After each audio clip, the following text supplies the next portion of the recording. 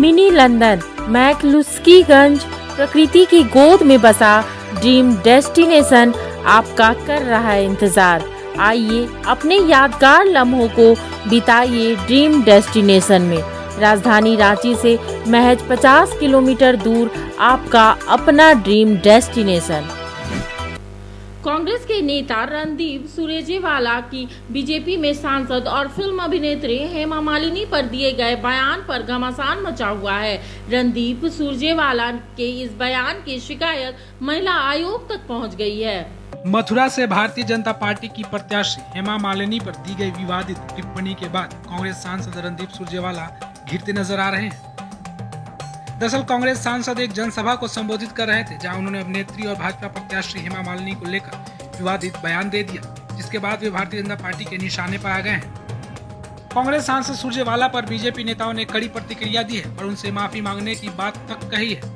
आपने कांग्रेस के वरिष्ठ नेता रणदीप सुरजेवाला जी का भी वह बयान सुना होगा, जिसमें वो हमारी पार्टी की वरिष्ठ सांसद हेमा मालिनी जी के लिए किस प्रकार के आपत्तिजनक, अशोभनीय और अभद्र शब्द का प्रयोग कर रहे हैं, जिसे किसी औपचारिक मंच से बोलना भी संभव नहीं है।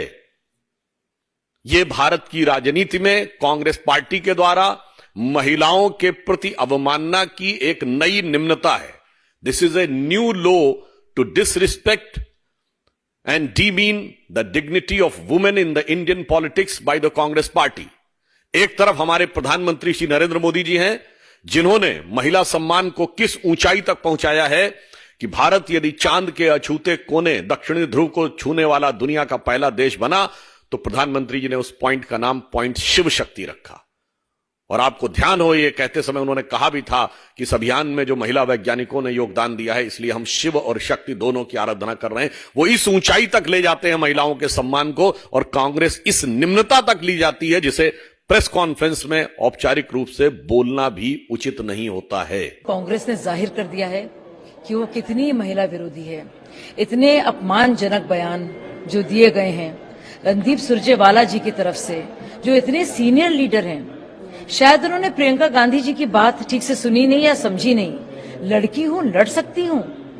और दूसरी तरफ हेमा मालिनी जी के लिए, जो हमारी इतनी वरिष्ठ नेता हैं, जिनका इतना शानदार काम हम देख रहे हैं, तो दो बार एमपी रही हैं, उनके बारे में इतनी अपमानजनक बात, आपत्तिजनक बात और इतनी भद्दी बात कहना, मुझे लगता है इलेक्शन कमीशन को इसका संज्ञान लेना चाहिए और इस पर सख्त कार्रवाई करनी चाहिए। और क्या कोई बर्दाश्त करेगा? ये नाकाबिले बर्दाश्त बयान है जो महिलाओं के बारे में कहे जा रहे हैं। और हम अभी भी इंतजार कर रहे हैं कि सुप्रिया श्रीनेते कब बता पाएंगी कि कांग्रेस के आईटी सेल से वो कौन है जिसने इतने भद्दे बयान कंगना रनौत के बारे में कहा है, जो ऐसी बातें हैं जिनको दोहराया भी नहीं जा सकता। तो ये साफ जाहिर है कि क्या रवैया है कांग्रेस पार्टी का और कितनी महिला विरोधी उनकी सोच है। सुरजेवाला जी की जो टिप्पणी है हेमा मालिनी जी को लेके, वो भारतीय संस्कृति सभ्यता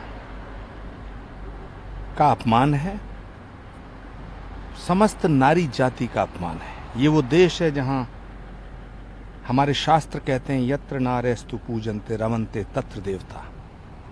ये भारत की भूमि है, यह नारियों की पूजा होती है। सुरजेवाला जी ने ये कह दिया कि हेमा मालिनी जी को चाटना, ये क्या है? ये गंदी सोच है। इस तरह के व्यक्ति को राजनीति में रहने का कोई अधिकार नहीं होना चाहिए, बहिष्कार होना चाहिए। मैं घोर निंदा करता हूं। कान पकड़ के माफी मांगनी चाहिए रणदीप सिंह सुरजेवाला को।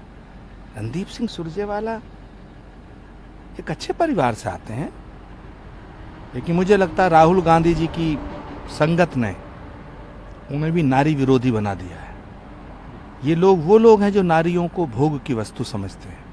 इनके खिलाफ मुकदमा भी दर्ज होना चाहिए और मल्लिकार्जुन खड़गे जी को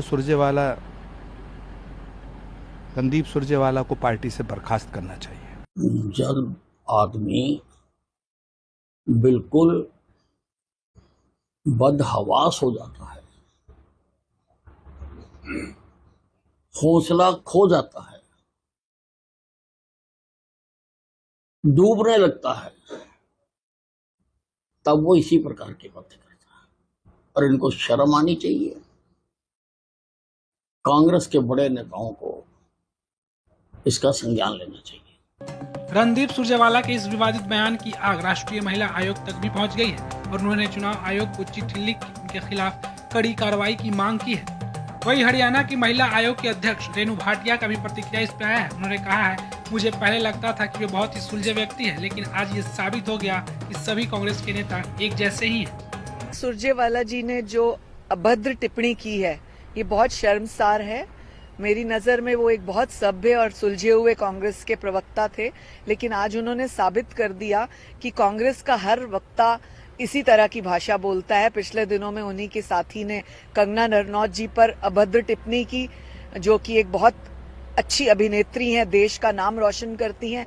उसी प्रकार आज हेमा जी को इन्होंने इस तरह की भाषा बोल के अपने आप को साबित किया कि ये कांग्रेस के लोगों को अभद्र भाषा बोलने की आदत है। मुझे याद है जिन दिनों में मैं प्रवक्ता हुआ करती थी, सुरजेवाला जी मेरे साथ थे डिबेट में, और उन दिनों में हुड्डा जी ने एक टिप्पणी दी थी अपनी ही एक साथी के बारे में, शैलजा जी के बारे में, कि वो तो एक शादी की घोड़ी है, बस कभी भी नचा लो। तो मुझे समझ आता है कि इन लोगों की भाषा ही इस तरह की है, इन लोगों की सोच ही महिलाओं के लिए इस तरह की है। मोदी जी का बहुत बहुत धन्यवाद जिन्होंने महिलाओं को आरक्षण देकर उनकी ताकत को बढ़ाने का काम किया है। इसी तरह के लोग बेइज्जत करने का काम करते हैं, जो कि शर्मसार है।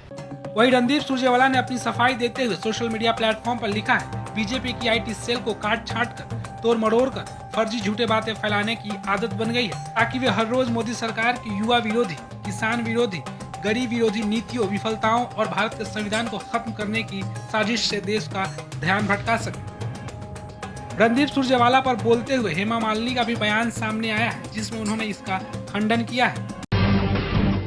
जब टूटती है आस, जब थकती है सांस, जब रूठते हैं अपने, मुंह मोड़ता है जमाना, जब अंगड़ाई लेता है संकल्प, फिर बनती है कहानी, बनते हैं अनमिट निशान। देखिए मेरे साथ संघर्ष की दास्तां।